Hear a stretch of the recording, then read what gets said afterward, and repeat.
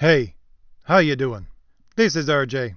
So today I'm going to do the last in my series of videos about why the comic industry will not change. And you can apply this to other industries of entertainment as well, to the book industry in general, to the television industry, to the movie industry. Any of these could be the subject of my discussion. But today I'm going to bring it down to what I always want to bring it down to, and that is the idea of hero. How this inability to change kills the idea of hero. Or in some instances, even worse, it bends and twists and warps this idea of a hero. So in my first video about this, I talked about corporate culture and how it has an inability to change. And in my second video, I talked about progressive culture and how it has an inability to change. And in my third video, I talked about the overarching ideas of those two entities that give them this inability to change. And since these two entities are the ones that control the comic industry, it itself has no ability to change. Now, briefly, I want to go over some of the main points that I went over in my last video. I'm going to be linking all three of those videos at the end if you wish to go and watch them. But there are a few points that I want to bring from my last video into this one because it plays right into the idea of hero. What I talked about in my last video was the logical notion of where art comes from to begin with. That art is the ability to take an image that you have in your imagination and to bring it into reality. But in order to bring it into reality, first you have to understand how reality works and how it governs the things which you need to do in order to bring it into reality. So art is the ability to bring with order and ease this idea into actual external matter in reality. But again, in order to do that, first, you must understand the principles whereby reality governs what you must do in order to bring this thing into reality. And how you get to these principles is the fact that you take what you have in your life, your experiences, and you can add to that things like experimentation. You can use these things, apply your reason to them, and extract larger principles about how reality works. And when you extract these larger principles about how reality works in a specific way for a specific reason in order to bring about this thing into reality in the specific form that you have in your imagination, if it is possible to do so, that's art. And the ability to bring this thing from your imagination into reality is the act of creation itself. But for the corporate culture and the progressive culture, neither of them will admit to larger principles.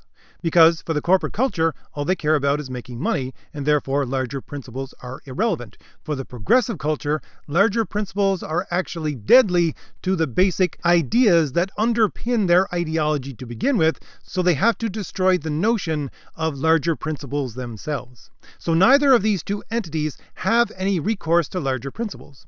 So when they take their experiences and their experimentation, they can't take that knowledge and move upward with it to greater principles in order to get art from it. And again, they can't take it upwards to these larger principles because they don't admit to these larger principles even existing. And so what happens with that knowledge they accrue is that it slides back down into what is logically known as brute knowledge. Brute knowledge is simply the knowledge that any irrational animal can accrue. And the highest form that understanding can take is simply opinion.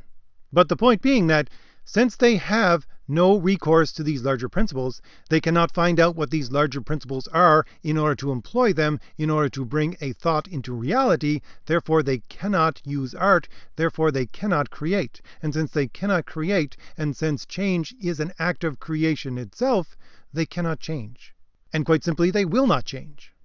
And indeed, when they try to, that is to say, when they think they are creating, all they are doing is bending and warping and twisting what already exists and was created by another under the principles of the art by which reality allowed him to create it. And here's where this plays into the idea of hero. The idea of a hero, I would say, is the art of living well.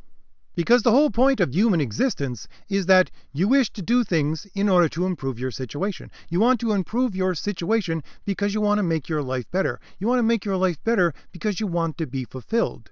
But if you want to be fulfilled, doesn't it behoove you to take all of your experiences, all of your experimentations, to apply to them the rational understanding of what actually worked for me and what didn't, and then extract from that the larger principles whereby you should live your life so that you can be fulfilled? And those larger principles that allow for the art of living well are, according to Western civilization, the virtues. And those virtues are prudence, justice, fortitude, and temperance. And there are a few points that I want to bring out here. The first being that these principles, these virtues, are extracted in this rational way from looking at reality itself, not only the reality of man's existence and his own nature, but how that nature plays into and interacts with the larger overarching reality itself. So, as such, I'm always talking about these ideas in terms of Western civilization. And a lot of people say to me, what about other kinds of civilizations? What about Eastern civilization and their idea of a hero? Well, I would say, since these ideas are produced from these larger principles that exist within a human being, like a human nature, and that exist within reality itself, it really doesn't matter where you live, north, south, east, or west. These hold for everyone. I simply talk about them in terms of Western civilization because that's what I studied intensely. But at the same time, and you can just call this my bias if you want, at the same time, I would say that the Western civilization interpretation of these ideas is actually the summit of the interpretation of these ideas. Secondly, I wanted to note that these principles, these virtues, in themselves are considered a good. They're not just considered good because of the utility that you get from bringing them into your life and making your life better, but they are seen as a good in themselves. And the example that's usually given to explain this is the example of your own sight. Now, if you were to go blind today, you would miss your sight intensely, but you would miss it pretty much all the time. It wouldn't be just when you have to do something, just when you have to get from point A to point B, just when you have to pick something up. No, it would be when you're sitting there thinking about a whole lot of nothing and really wouldn't need to employ your sight. You would still miss it because you see that sight, that vision, as a good in itself, not just because of the utility that it serves for you. And so we have these four virtues that allow a person to be a hero, that are themselves larger principles. Larger principles that, if followed, will govern your human existence to allow you, the individual, to be fulfilled. And once again, this is really an art of living well, because those four virtues go in order. You need the first one to have the second one. You need the second one to have the third one. You need the third one in order to have the fourth one. The first one is prudence. Prudence is correct decision making. And even before that, you should have right reason. That is to say, you should look at reality and say, okay, reality governs how I should use my reason and think about things, because there are these larger laws of reality. That's an acceptance that these principles exist. And then you say, okay, what are these principles and how do they govern my actions? And once you employ that, that's prudence. That's the first virtue. And then from that, you move on to justice and say, okay, let's look at these larger principles. And if I'm acting in a way according to these larger principles of reality, how do I act with other human beings? How do I treat them in order for these principles to be expressed? And that's what justice is, rendering to everyone what is their due. And then you move on to fortitude, also known as courage. And what you do there is you imply this system upon your internal workings. As Plato would put it, you make it into a law unto yourself. You say to yourself, I know these larger principles exist. Therefore, even my own internal motions should be governed by these larger principles if I wish things to work out well. And the most prevalent example of that is courage. You say to yourself, I know this is going to hurt in the here and now, but I'm going to do it because I know, according to those larger principles, in the end, this short-term pain will net a long-term gain. Therefore, I'm going to stand with fortitude here. Therefore, I'm going to move forward even though I'm afraid. And finally, you have temperance. And temperance is simply a reordering of all those other virtues that came before and a way of putting them together in a cohesive whole so that they don't work against each other. And once you are temperate, it reorders everything so that you can go back once again to look at your reason in accord with reality, to allow it to better inform the way that you make decisions, which is prudence. And you go back around this circle of virtues again and again. They become habits. They become ingrained in your life so that you don't even have to think in order to understand what reality wishes of you in this moment, in this situation. And then you become a paragon of virtue, and that is what is known as a hero.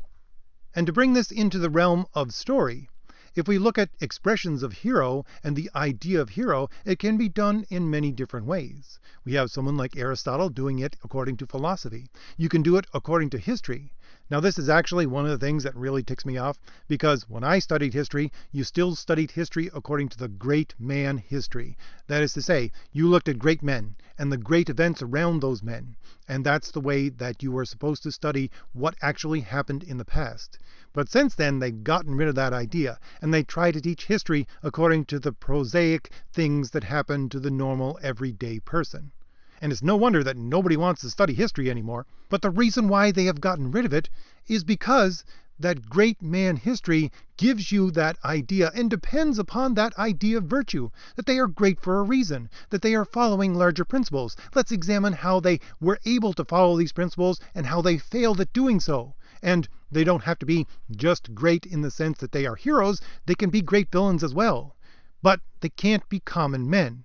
You're not going to extract anything about the virtues or the higher principles from looking at people who are simply the same as you. All you're going to get is the same information that you yourself have as a human being through your own human nature.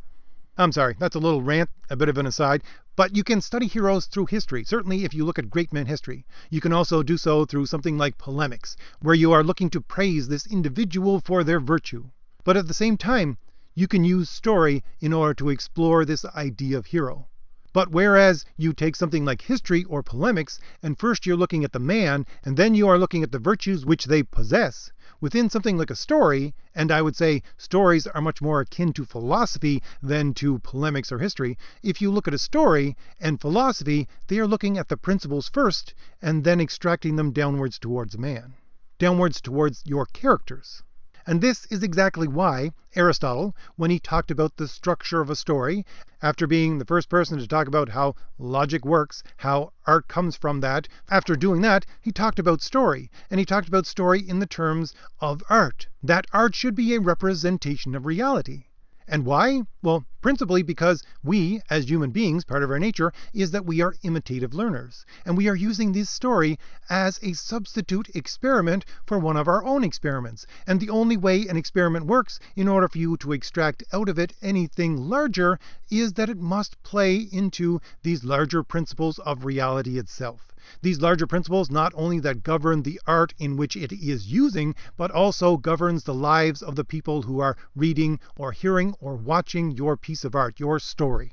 Because a lot of people say to me, you're talking about comics, you're talking about science fiction, you're talking about fantasy. How is this a representation of reality? Well, it's a representation of reality because, first of all, as an art itself, it's built upon these larger principles that are extracted from reality. And within the story itself, those larger principles, again, should play out so that it looks like a reality, just like the reality that the person themselves who is reading is existing in so much as they can extract these larger principles, these larger ideals, as expressed in this story through a connection of those ideas of reality that are shown to be the same within the story and within real life. You certainly can use fantastical things in order to make these situations, the accidents of the lives of these characters, something that is much more intense than the normal individual, but they need to be based upon the same understandings of how reality works as the reader understands according to his own common sense.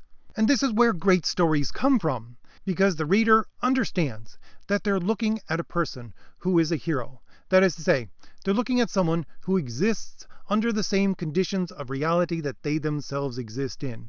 But they've been put into these accidental positions where these principles have to be drawn out, and they either have to live up to them and be a hero, or they will fall and become either tragic or a villain. And so for the reader, these larger principles are drawn out, and they're shown that, hey, look, this is part of the reality of their, let's say, decision-making. I, myself, although I'm not subject to these larger accidents that are in my life, I can take that and apply it to my own life. And I, too, can be heroic. That is to say, it allows you a really intense extra experimentation within your own life in order to bring about that art of living well itself, that is to say, to be a hero. And that great feeling you get when you connect with a story and you read a really great story is the connection of your understanding that you yourself can indeed employ this as an individual to fulfill your own life. And for lack of a better way to describe it, you feel the fulfillment that they as a hero feel themselves, and so you yourself feel more fulfilled and take something from that. But again, there's always that twofold notion there. It's not only good because of its utility, it is a good within itself. But as you see, these notions of an actual hero all come from these larger principles which are known as virtues. But you have your corporate culture and your progressive culture especially, who deny the existence of these larger principles themselves. They deny the existence of these virtues, and therefore what are they left with? Well, again, they're left with an inability to create to begin with. They can create nothing new, and the only thing that they do work on, I won't call it creating, the only thing they will work on is to bend and warp and twist the idea of hero, possibly to destroy it, but otherwise simply to bend the minds of the readers to the opinion that they themselves, the writers, are expressing. And this is so ironic, especially for a company like Marvel, who, to this day, are still trotting out the phrase that they are presenting you within their universe a world that is outside your window. That is to say, it is a reflection of the same world that you live in. But nothing could be farther from the case right now. Because the rejection of larger principles is a rejection of the larger principles that govern reality itself. That is not a picture of reality. I would say their stories are not true stories because they are not true representations of reality, as I said, Aristotle defined a story back 2,500 years ago almost, and people have been using directly or indirectly in order to create stories since. And this denial of these larger principles of existence affect both the creation of the story itself and what happens within the story. First of all, it always ensures that your story, again, if it is anything like a story, is always inferior to an actual piece of art that is a story. I did an older video, probably about a year ago, called "A Woke Product is Always an Inferior Product." And the basic point of that video was the fact that if you have someone who is working according to the traditional ideas, the traditional art of telling a story, what they are doing is they are taking a framework that exists within you as a human being according to your human nature and your common sense about how that human nature interacts with reality. They're taking those larger principles as a given, and they are telling the story so that you can use those principles within yourself and your understanding of them in order to understand the story and interpret the story. And in so doing, they can take 100% of their resources and put it into telling a good story. Because there are limited resources in telling a story. You only have so much time that the reader is going to read. You only have so many pages. You only have so many words that you can put in a page, etc., etc. So they can take 100% of those resources and again put it into telling a good story. But for these progressives, since again they have no connection to these larger principles, at best all they have is opinion. And so what they need to do within their story is first teach you this brute understanding in order for you to understand the story to begin with. Now first of all, this expresses itself in them constantly going over the same ground. There's a fun little game that some of us play with comic books and stories now. It's called SJW Bingo. And what you do is you take a bingo sheet and you put down in each one of the boxes all of these progressive tropes. Then you take a story, which is a very progressive story, you read it, and every time you hit one of these progressive tropes, you exit out on the box. In no time, you will get bingo. Why? Because the whole point is they need to ingrain these things into your mind.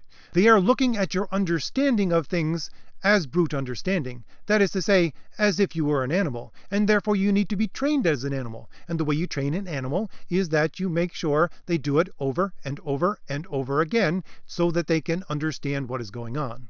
And so that's why these stories go over the same ground over and over again. And I just did a comic review for the new material coming out of Marvel, the first new material in over a month. And this story from Spider-Gwen number 9, I think it was, again, there is no change.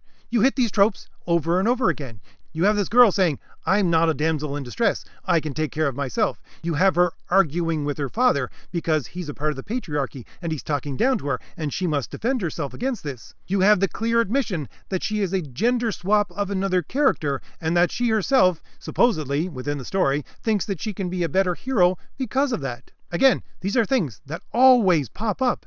And they pop up again and again because they need to train your mind in order to understand these things, because they're looking at you in an animalistic way where they need to train you to understand what's going on in the story. But the point being is that in order to train you to understand these things that go on in the story, they need to take part of their resources in order to tell the story and subvert it so that you are given this training to understand. Therefore, they will always use less resources in telling the story than the person who uses a traditional form of storytelling. Therefore, their product, their story, will always be inferior. And again, this is not just within the creation of the story itself. It's within the story and how a story works. Most of us know, in reading these stories, that there is a distinct lack of following the rules set up within the story itself as rules that govern the existence of these characters. Most commonly, it's talked about as canon. There is a violation of canon. But within these new stories, it's not just a violation of canon that is 50 years worth of canon and something that happened way in the past. No, we're talking about a violation of something that was set up 2 or 3 pages ago. They don't care. They violate their own rules within the stories themselves. Why? Because reality, as they see it, doesn't exist within these larger principles that have to make it agree with itself. The point of the story is to make sure that the quote-unquote hero actually comes out on top, and therefore the reality within the story bends and twists and warps around the hero to make sure that everything works out for them. Examples of this, certainly from Marvel, would be the Ironheart stories, or the Miss Marvel stories, or the Captain Marvel stories, or most especially the Squirrel Girl stories. You could even add to that the Wasp stories, and the Moon Girl and Devil Dinosaur stories. It's funny how all of these stories have a female lead. But so you see, there is no internal consistency even within the story itself, because there is no reliance on, there is no acceptance of the idea that there are larger principles that govern even reality itself.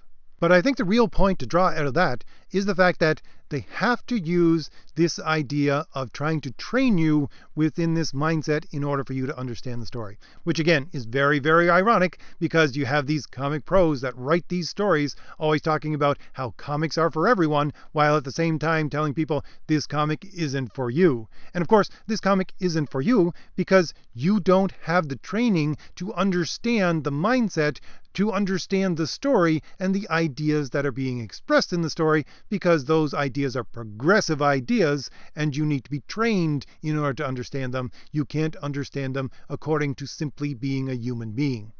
This, again, not only makes their products an inferior product, but drastically limits the amount of people that are actually able to read and understand what they are doing. But this training of your mind is based upon the idea that there is no greater principles, and therefore there is only brute knowledge, and therefore they will train you in a brute knowledge way. And this leads to the simple, unavoidable fact that they believe that you're an animal and I'm an animal. I want you to believe what I believe, and since there are no higher principles, being an animal, the only way that I'm going to do that is that I am going to use brute force to enforce upon you this brute understanding. And this is where we get down to the heart of the matter, and why I look at comic books and superheroes so much. Because it has within its structure itself something that puts a dividing line right between your progressive mindset and your traditional mindset. And it's the fact that you're looking at superheroes. According to the traditional mindset, the concentration within a story about a superhero should be upon the hero. But when you have this progressive ideology and their acceptance within their own minds that you as an audience can only understand this story through brute understanding, and therefore they will use brute force in order to make you understand it, the thing that they concentrate on is the super part, not the hero. And this is why, if you listen to my other videos, and I talk about specific podcasts and presentations and articles from these progressive creators, it always always comes down to power. The central point of what they always talk about is power. I just listened to another podcast, a podcast from the second in command at Marvel, the person in operational control of the content development. She lives in New York, and she wanted to praise the everyday people that were doing what they could in this crisis. And how did she praise them? What was the thing that she capped it off with in order to praise them? She said, "You are powerful." If you go back and listen to my other videos about Captain Marvel, one of them was again about this podcast, about these people that are talking about Captain Marvel, that created Captain Marvel, and not only the stories within the comics, but the story within the movie. And they wanted every one of them to boil it down to 1 or 2 words to describe Captain Marvel. And the majority of these creators came up with the idea that Captain Marvel was so great because she was unapologetically powerful. When I did my video about the New York Times article about G. Willow Wilson, the creator or co-creator of Ms. Marvel, what did she talk about and why she was an artist and what she should be doing? Well, she said she had the power to change the world. I did a video about a Marvel Plus kids show that they were doing a expose on in one of their podcasts, and I counted the amount of times within this roughly half an hour show that they said the word power, and it was something like 38 times. It always comes down to power. Because, again, they see you as an animal. You need to be trained as an animal. You need to be trained in brute understanding because you are an animal. The only way to train you, if they are an animal and you are an animal, is to make sure that they are the larger animal and they have the bigger stick. And when the carrot doesn't work, they will use the stick. But again, the great thing that I've been saying over the last couple of videos is the fact that all of this power that they are accruing, it really does not matter. Because we, as traditional-minded people, have the simple tools in order to defeat any power that they themselves can muster. We can be creative, and furthermore, not only can we be creative, but that creativity can lead to us understanding what we need to do in order to shape and temper our own lives so that we too can become the heroes that overcome these villains. So, if I've given you anything new to think about, hit like. Hit the shield in the lower right-hand corner of your screen to subscribe, and leave me a comment. Tell me what you think about all this. All right, I'll see you later. Bye.